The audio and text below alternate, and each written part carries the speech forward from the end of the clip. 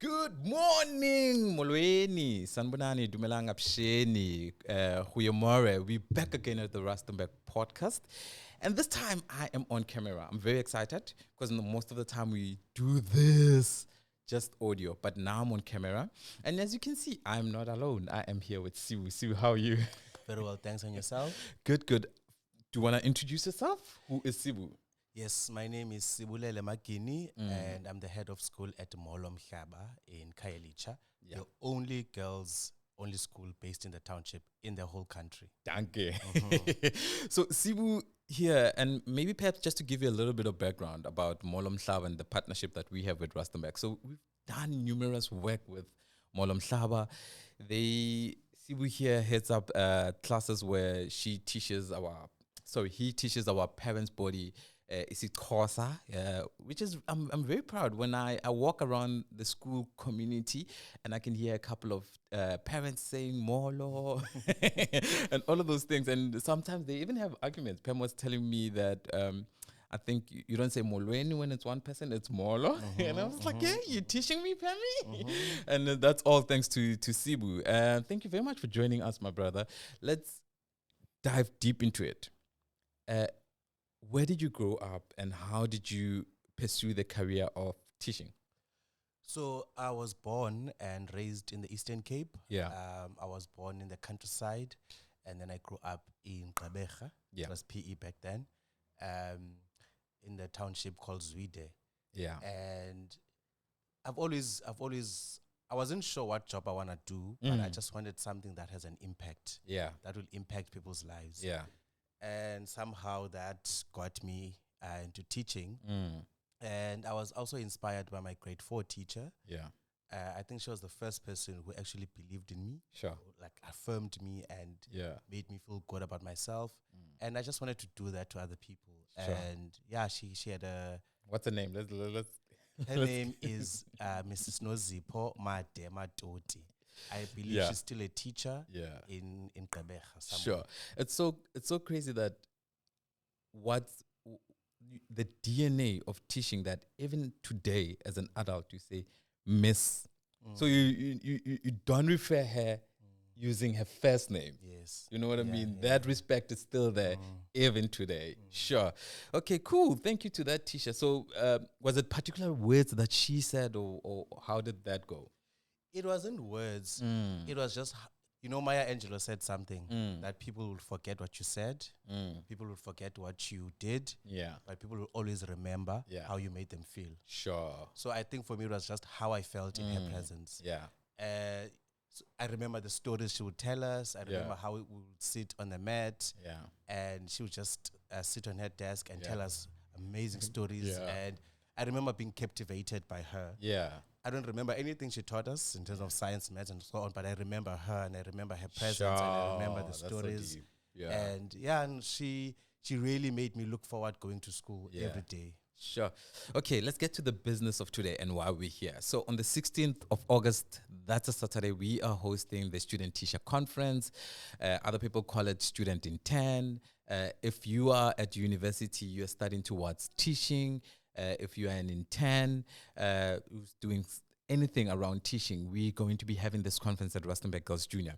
And the reason why we have Sibu here is because he's the opening keynote address, and that's the part where it's so important.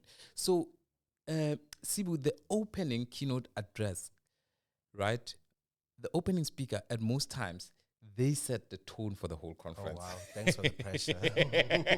They set the tone for the whole conference. So what tone can the attendees expect on the day?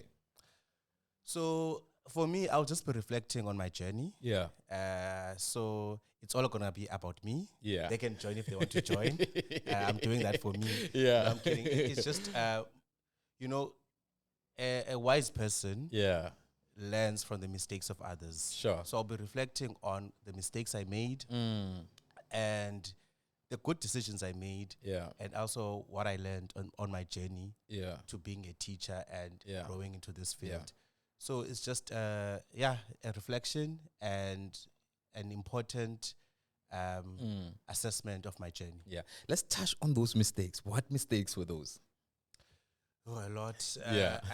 I think the first one that I would say I made was I realized that university didn't fully prepare me for the challenges of the classroom.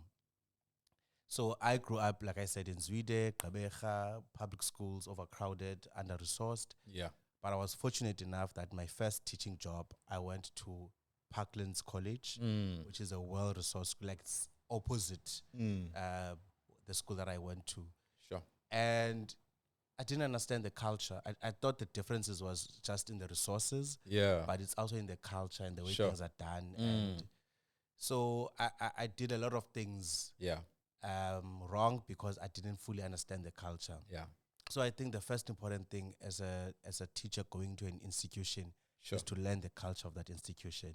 And not do things based on how you normally do it or how it was done, but how it is done here. What is the standard procedure in this particular organization? Sure. And I think, does it play a role maybe perhaps the fact that, sorry, my mic is out. Okay, cool. Does it play a role, the fact that maybe the perceptions that we have is based on our background? So, for example, if I come from a township and I'm used to a certain thing, and if I come to a well-resourced school, private school, and how I view things and how I do things might be different based on obviously where I come from, you know what I mean? And the power of feeling like belonging, what role do you think schools then have to do to be able to integrate those student teachers coming into their spaces? That's a deep question. Sorry. That's a deep question. Yeah. I think it's difficult to accommodate everyone because we all come from diverse cultures, diverse background. Yeah. I think, but the duty that a school has is to fully induct teachers who are coming in. Yeah. So even before you go into the classroom, you must have a full understanding of your expectations, the expectations that the school has of you, your responsibilities, the culture. It's not enough to give someone a contract and say, go to our website, or I mean, we do go to the website when we prepare for the interview. Yes. But that's public knowledge that's on the website. Yeah. If you're going in, you need to be fully inducted. Yeah. And I think that's the responsibility of leadership. Sure. No, I hear you. Which means that Molo Mhlaba, you obviously let's not go there. No, we do induct them. There's an HR induction. Yeah. And then there's an induction that I do around teaching and learning. Yeah. So that you understand in terms of HR, what are the sick leaves, how do you report if you're not going to be coming to work, and all of that. Then I do around what is the procedure around teaching and learning and assessment and all of that. Okay, before we touch on your message to the student, I want to speak about the mistakes, and I'm going back here on purpose because doesn't mistake shape certain decisions we make in the future? Are mistakes not okay? Mistakes are perfect. It's just that when you're hard on yourself, then you beat yourself up for making that mistake. But mistakes are so important, especially if you want to develop a growth mindset. Then you have to make mistakes, and it's how you view the mistake. So you are not the mistake. The mistake is something that you did because you didn't have enough knowledge.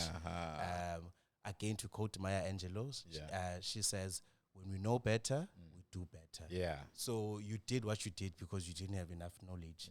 So, for me, I think the biggest mistake I made at Parklands was, like I said, coming from the township school, we didn't have, the school only had teachers. We didn't have social workers, psychologists, counselors, and all of that.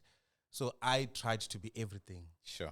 And they've got, like, I don't need to be someone's guidance counselor. I just need to be the teacher. Focus on teaching. Yes, if there's an issue, I have to refer them. So I tried to be everything. And as Africans, we come from that tough love environment. And I also had that sort of tough love. When I see a child is not pushing enough, I would give them that tough love too. But that's not the approach there. So, I think that was the big mistake I made. There you inform the parents. There you write it on admin. You record everything. And for me, I was like, I'm not going to record. Let me just talk to the child. So it's understanding the dynamics within every environment. Okay. Cool, perfect. I think in closing, what message do you have to anybody who's attending the student teacher conference on the 16th of August? You can say it right in that camera. So as a teacher, as a young teacher particularly, it's important to invest in yourself. Maya Angelou, I like to quote her. She says, when you stop learning, you stop teaching. So come learn so that you can better empower yourself. Sure. Cool. There we go. Ladies and gentlemen, we have it. We are closing it. See you on the next podcast conversation, but see you most importantly on the 16th of August. If you're a student teacher, come through. And there's so much to learn there. I wish Sibu was my teacher, but